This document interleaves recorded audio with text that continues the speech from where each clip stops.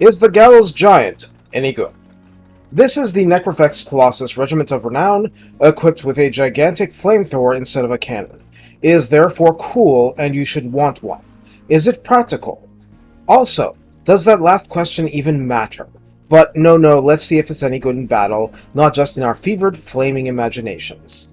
Please like, subscribe, comment, and consider donating plundered spoils to my Ko-Fi Hidden Cove.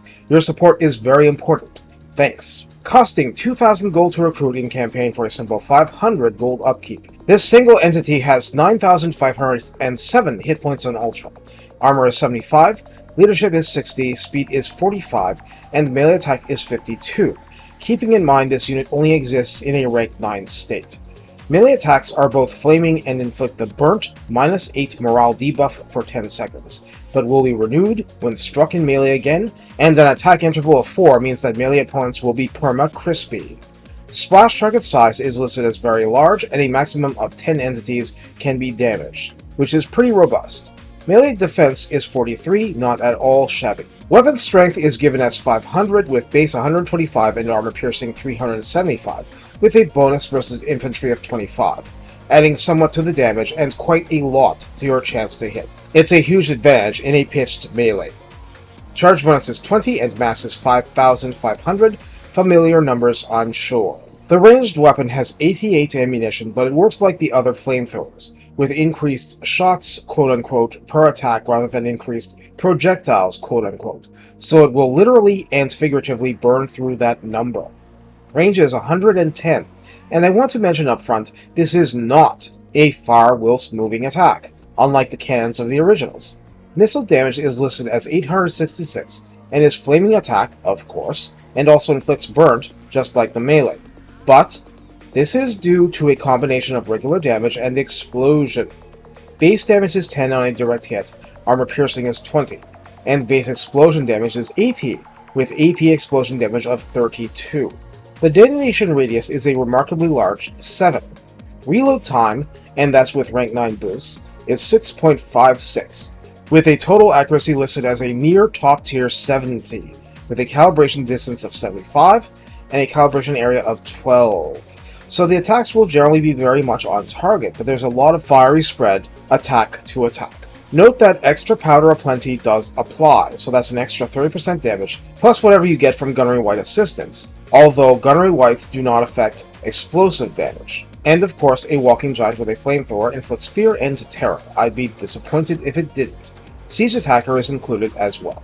In the Lord Redline skills, Rotten Death adds a maximum of +6 melee defense and +6 physical resistance. Since the RoR is rank 9 anyway, it is improved by Hardened by Death, offering +8 melee attack, +12% weapon strength, and 15% spell resistance, greatly shoring up the weaker aspects of the unit.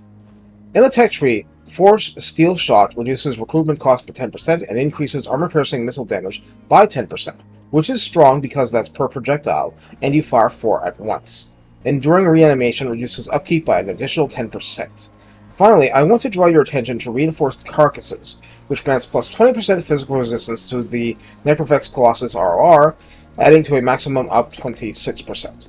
Granted, magical attack will ignore this, but it makes for a much more survivable single entity in a blob situation, which the RoR is going to get into a lot. As for how you use the Gallows Giant, more broadly, well, that's where it gets interesting. You'll see from this footage that the flamethrower overloads a relatively narrow area.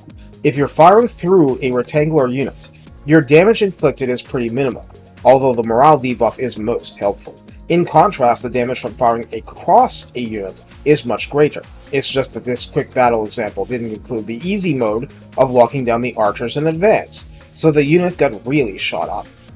Given the nature of the weapon, it should truly brutalize a bit of a crypt horror unit, as an example, a combination of fire weakness, low armor, and ease of hitting.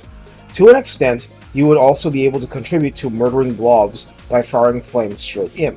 That's nice, but once again, standing around and firing the flamethrower gets you shot with most opponents, provided the opponent is still capable of it. So, the missile weapon has to be seen as an interesting bonus. What's head and shoulders above the regular Necrofex is that fat bonus versus infantry, and the increased weapon strength. This means that the Gallows Giant is far better than other hybrid monsters available to you at splitting off from that side of the fight and establishing control over the front line. Disruption is its own kind of armor, so Giants vs Blob is a good matchup for you. Of course you lose that bonus against monstrous infantry like the aforementioned Crypt Horrors and so on and so forth, but the morale debuff isn't a psychology attack in terms of resistances, so immunity to fear and terror won't help.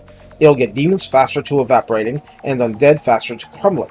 Once again, this just helps stiffen the front line and the biggest blob in a faction that inherently struggles with blob control, aside from magic of course. So, while a flamethrower has its place, you should expect this RoR to dive deep into direct combat, because it's a lot better at that than the normal Necrofex. And not that the normal Necrofex is bad at it, but this one is markedly better. Take care, and have fun serving as the opponent's army's guillotine!